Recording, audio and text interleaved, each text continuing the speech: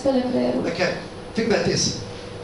If you want to control somebody and also control their thoughts, how do you control them? Dacă vreți să controlați pe cineva și de asemenea să-i controlați și modul de gândire, cum îl controlați? Let me give you a lesson in capitalism, okay? Haideți să vă explic despre capitalismul de ascultare. And Romania has come a long way since the days of Ceausescu, right? Și România a mers foarte departe de când cu Ceaușescu. But since you've embraced capitalism now, dar din moment ce ați îmbrățișat capitalismul, I can almost guarantee that if you don't learn the following lessons, you will experience the same problem as the Americans. Dar vă pot garanta că din moment ce ați îmbrățișat acest capitalism, în momentul în care nu învățați și regulile de subordonare, veți întâmpina aceleași probleme ca și sistemul american. See, the system works like this.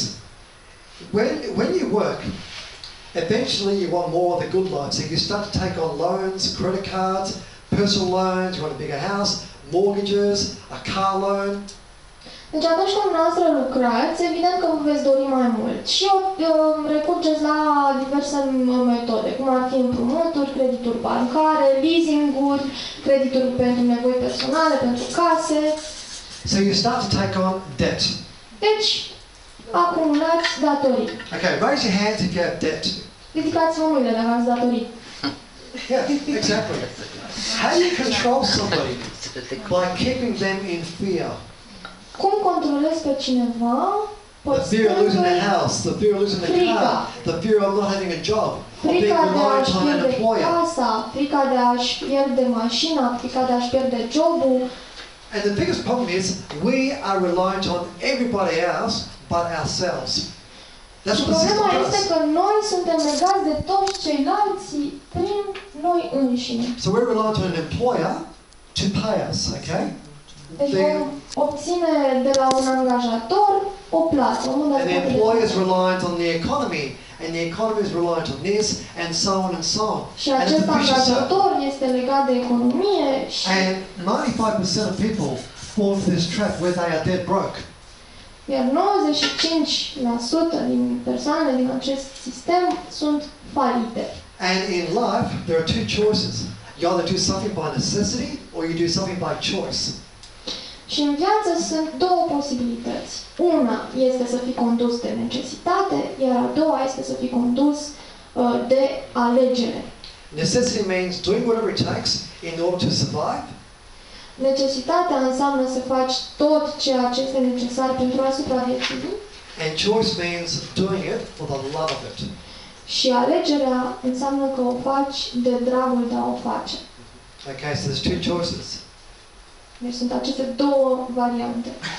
Who considers themselves doing something by necessity, and who considers themselves doing something by choice? Cine se consideră că face lucrurile de nevoie și cine se consideră că face lucrurile de dragul de a le face. Okay, who's necessity? Cine e cu necesitatea? Interesting, isn't it? And this is basically how the system works. See, think about it. You go to school, no financial education, okay? You go out there learning how to get a job. With after-tax dollars, you service your life. So you go out there, working for somebody else. You're also a byproduct of your parents' life because your parents also may have had the same schooling system. Deci, recapitulăm, te duci la școală, înveți cum să iei un job, cum să fii plătitor de taxe. Ești de asemenea un produs cumpărat al părinților tăi, pentru că, în mod cert, și părinții tăi au fost educați în același sistem de școlarizare. And schooling hasn't really changed. 50 years ago, they never taught financial intelligence. And these days, they still don't teach financial intelligence. Pentru că niciodată n-au învățat inteligența financiară, ci din contră, ignoranța financiară. Capitalism wants you to always be in debt. That way you are far more easier controlled. Capitalismul te dorește să fii mereu în datorii, pentru că astfel te poate controla mult mai mult. And then we have the system over here. Now the system Și apoi avem sistemul. designed the schooling system. Sistemul a construit acest sistem educațional. And think about this, okay? Before when I spoke, I said 99% of life is about your mindset. Înainte vă spuneam că 99% reprezintă modul dumneavoastră de a gândi. My wealth was simply a byproduct of my thinking. Averea mea a fost practic un produs al modului meu de gândire. You work on this and you regain control of this, then this is automatic. Dacă dumneavoastră lucrați la modul dumneavoastră de gândire, dacă vin îmbunătățiți, atunci averea va veni automatic. Okay, so imagine this, okay? You've been spat into the workforce, you pay tax without any financial intelligence. You're also a byproduct of your parents who are biologically programmed to like you, okay? You have friends who earn the same amount of money as you, as we've already worked out. So, să recapitulăm. Dumneavoastră mergeți la un sistem educațional care nu este instruit să vă învețe inteligența financiară, ci ignoranța financiară. Sunteți un produs al părinților dumneavoastră care sunt programați biologic să vă placă.